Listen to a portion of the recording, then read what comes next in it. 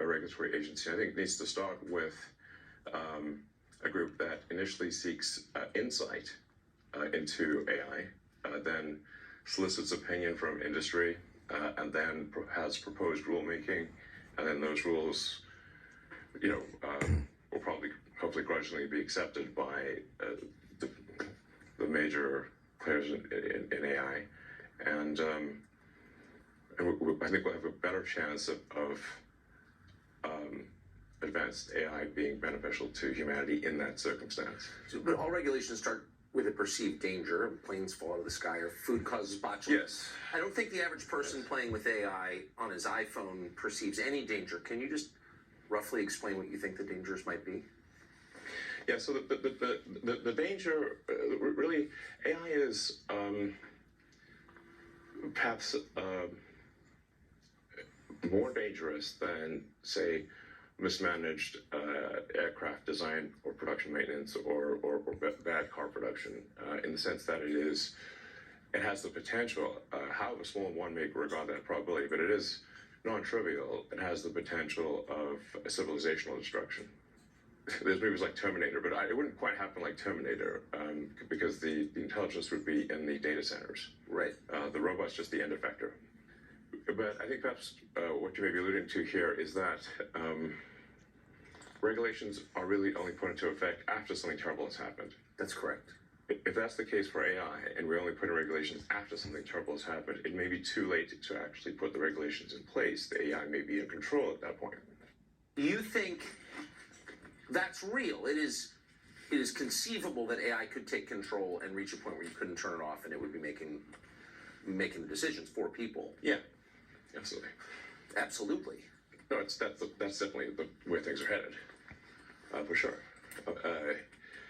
I mean, the things like say ChatGPT, which is based on GPT-4 from OpenAI, which is a company that I played a critical role in creating, unfortunately. Back when it was a nonprofit?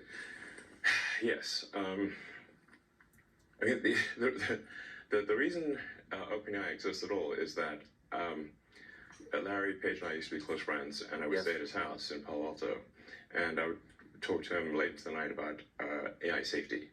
And at least my perception was that Larry was not taking AI safety seriously enough. What did he say about it?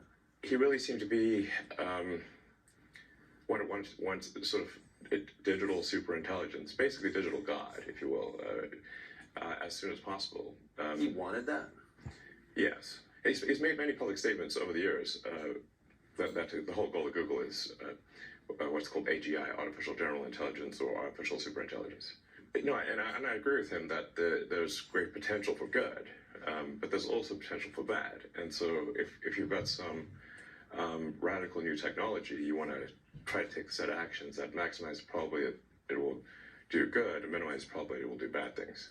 Yes. It can't just be helpful others, just go, barreling forward and, hope for the best. And then at one point, I said, well, what about, we're going to make sure humanity's okay here. And then he called me a speciesist. Did he use that term? Yes. And there were witnesses. I wasn't the only one there when he called me a speciesist. And so I was like, okay, that's it.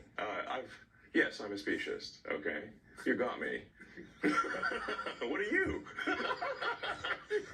Yeah, I'm fully a speciesist. Busted. So that was his last straw. At the time, Google had acquired DeepMind, and so Google and DeepMind together had about 3/4 of all the AI talent in the world. They obviously had a tremendous amount of money and more computers than anyone else. So I'm like, okay, we have a unipolar world here where there's just one company that it has close to a monopoly on AI talent and computers, like scaled computing. And the person who's in charge doesn't seem to care about safety. This is not good. So then I thought, what's the furthest thing from Google would be like a nonprofit that is fully open, because Google was closed for profit. So that's why the open in OpenAI refers to open source, transparency, so people know what's going on. Yes. and that we don't want to have like I mean, while I'm normally in favor of for-profit, we don't want this to be sort of a profit-maximizing demon from hell. That's right.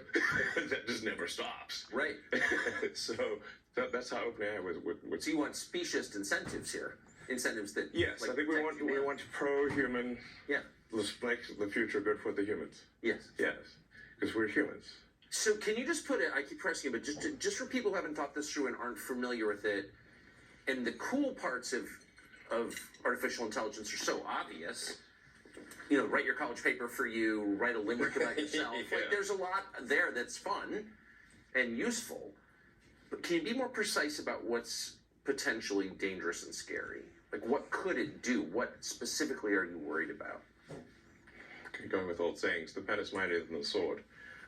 So if you have a super intelligent AI that is capable of writing incredibly well and in a way that is very influential, convincing, and is constantly figuring out what is more convincing to people over time, and then enters social media, for example, Twitter, but also Facebook and others, and potentially manipulates public opinion in a way that is very bad. How would we even know?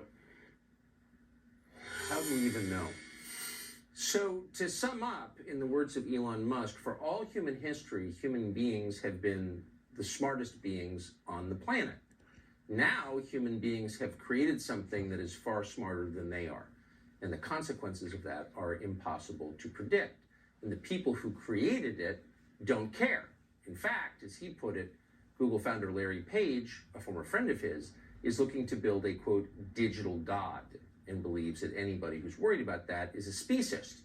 In other words, is looking out for human beings first. Elon Musk responded, as a human being, it's okay to look out for human beings first. And then at the end, he said, the real problem with AI is not simply that it will jump the boundaries and become autonomous and you can't turn it off. In the short term, the problem with AI is that it might control your brain through words. And this is the application that we need to worry about now, particularly going into the next presidential election. The Democratic Party, as usual, was ahead of the curve on this. They've been thinking about how to harness AI for political power. More on that next.